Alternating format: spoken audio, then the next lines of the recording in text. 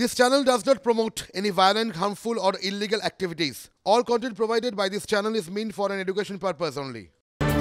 পরের খবর আপনাদেরকে দেখাবো বিগ ওয়ালে। পিসিআর যদি একটু প্লে করে এই মুহূর্তে বিগ ওয়ালের ব্রেকিং এই মুহূর্তে মুখে কুলুপ নীলাক্ষ আইচের পরিবার। তারা কিন্তু গতকাল কথা বলছিল, আজ যখন আমাদের সহকর্মী সেখানে কথা বলতে যান তখন তারা কথা বলতে চাননি। এই মুহূর্তের খবর মুখে কুলুপ নীলাক্ষ আইচের পরিবারে।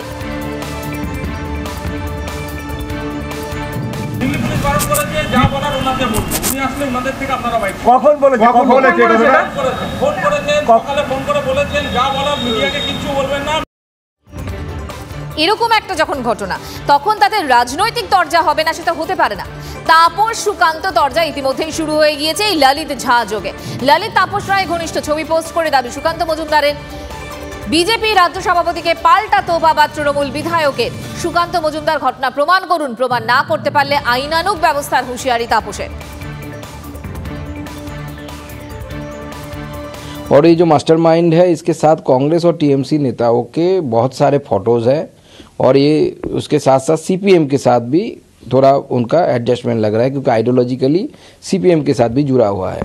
तो पूरा जो लग रहा है कि इंडी जो अलायंस है ये पूरे इंडी अलायंस के साथ इसका अच्छा तालमेल है, अच्छा ये है, इसलिए पूरा इंक्वायरी होनी चाहिए।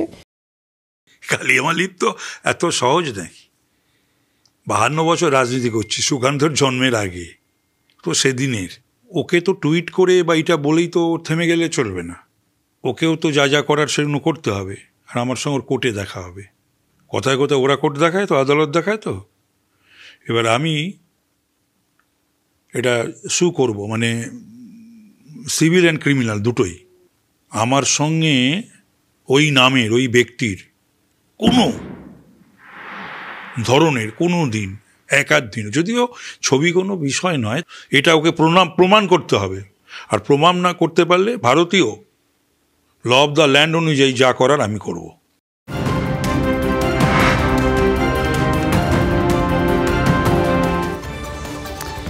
ফের বালি পাচার চক্রের পর্দা ফাঁস। ধূপগুড়িতে রমরমিয়ে চলছে বালি পাচার চক্র। শালবাড়ি ডুডুয়া নদী থেকে বালি চুরির অভিযোগ, কোনো নজরদারি নেই। কিভাবে চলছে এই বালি চুরির চক্র? রনি চৌধুরী আমাদের সঙ্গে রয়েছেন, আমাদের প্রতিনিধি রনি।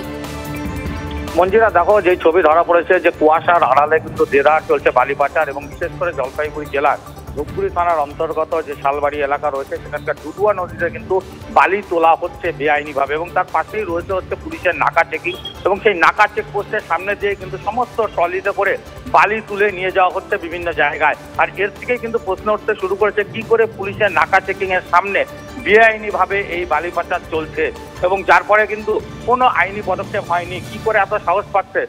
যদিও স্থানীয়রা দাবি তুলেছে যে এই বেআইনি বালি পাচার বন্ধের ব্যাপারে কড়া পদক্ষেপ নিতে হবে, এবং যদি পদক্ষেপ না নেওয়া হয় তাহলে তারা কিন্তু গ্রিন ট্রাইব্যুনালের দ্বারস্থ হবে বলে কিন্তু হুঁশিয়ারি দিয়েছে। তবে শুধু যে ধূপগুড়ি থানার অন্তর্গত এই ডুডুয়া নদী এমনটা নয়, রাঙাটি, নোনাই সমস্ত নদী থেকেই কিন্তু বেআইনিভাবে এই মুহূর্তে বালি পাচার চলছে। আর যেভাবে অবৈজ্ঞানিক পদ্ধতিতে বালি তোলা হচ্ছে তাতে নদীর গতিপথ পরিবর্তন হতে পারে, এমনটাও কিন্তু আশঙ্কা করা হচ্ছে। নজর রাখো রনি, নজর রাখো। আপাতত ধন্যবাদ তোমাকে।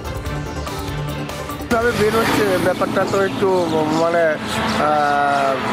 ধোঁয়াশা মনে হচ্ছে যে সামনেই নাগা চেকিং, তারপরেও পুলিশের সামনা দিয়েই বালুগুলো বের হয়ে যাচ্ছে, অনেকেরই অভিযোগ আছে। পরের খবর, দুর্নীতির অভিযোগে এই রাজ্যে আবাস প্রকল্পের বরাদ্দ টাকা বন্ধ করছে কেন্দ্র। আর তৈরি হচ্ছে না আবাস প্রকল্পের ঘর, তার জেরেই বন্ধ বহু ইট ভাটা, কর্মহীন কয়েক হাজার শ্রমিক। পশ্চিম মেদিনীপুরের এখন 102টি ভাটা বন্ধ, দাবি ইট ভাটার মালিক সংগঠনের। অনেক দিন তো বসেই আছে, ধরো খুব কষ্টের মধ্যে, মোটামুটি খরাকে দিচ্ছে, সেই হিসাবে আমাদের চলছে। মোটামুটি চলে, সব ইট ফিট কাটা হয়, বছর ইট কাটা নাই, কিছুই নাই, কাজও নাই। ওই দু একজন এসছে, হচ্ছে মাসে 2-3 বার হচ্ছে, 2-3 দিন করে হচ্ছে, আর সবার বন্ধ। সরকারি কাজকর্ম কিছু নেই, তাই বিক্রি বাট্টা নেই বলে এখন মানে আগের ইটই পড়ে আছে, আগের ইট পড়ে আছে, গত বছর ইট পড়েই আছে। তো এখানে তো অনেক কর্মী কাজ করতো। হ্যাঁ, অনেক কর্মী কাজ করতো। তারা তাহলে কোথায়? তারা আউটসাইডে চলে গেছে, যে যার কাজে খুঁজে চলে গেছে। এর মধ্যেই থাকতো, কিন্তু আমরা তো প্রোডাকশন না করতে পারার জন্য, শেড না থাকার জন্য এই প্রোডাকশন করতে পারছি না, এই জন্যই তারাও কাজ পাচ্ছে না। প্রায় প্রতি ভাটাতেই প্রায় 150-200 লেবার কাজ করতো।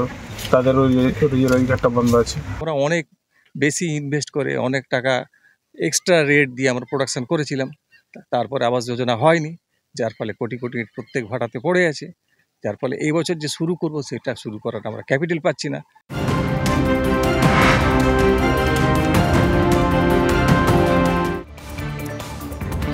পরের খবর, শুভেন্দু অধিকারীর সভার আগেই তপ্ত হলদিয়া। বিরোধী দলনেতার সভাস্থলের কাছে তৃণমূলের ধর্ণামঞ্চ ভাঙার অভিযোগ আর ঘটনায় তুঙ্গে রাজনৈতিক তরজা। হলদিয়ার হেলিপ্যাড ময়দানে আজ বিরোধী দলনেতার মেগা সভা, তার আগেই যুব তৃণমূলের মঞ্চ ভেঙে দেওয়ার অভিযোগ বিজেপির বিরুদ্ধে। সভায় লোক হবে না বুঝতে পেরেই এই ঘটনা, দাবি শাসকের। তৃণমূলীরা ভয় পেয়েছে, তাই তাদের সেই হতাশা থেকে তারা এই কাজগুলো করছে। যেখানেই বিজেপির সভা হচ্ছে, যেখানেই শুভেন্দু অধিকারীর সভা হচ্ছে, সেখানেই তারা নানাভাবে সেই সভা বানচাল করার চেষ্টা করছে, কিন্তু সাধারণ মানুষ সেখানে শক্ত হাতে প্রতিহত করছে। এবং নিজেরাই কালকে রাত্রে মঞ্চ ভেঙে দিয়েছে এবং আমাদের ব্যানার সব ছেড়ে দিয়েছে, দিয়ে ওদের যাতে লোকটা যে হবে না সেই মোড়টাকে ঘোরানোর চেষ্টা করছে।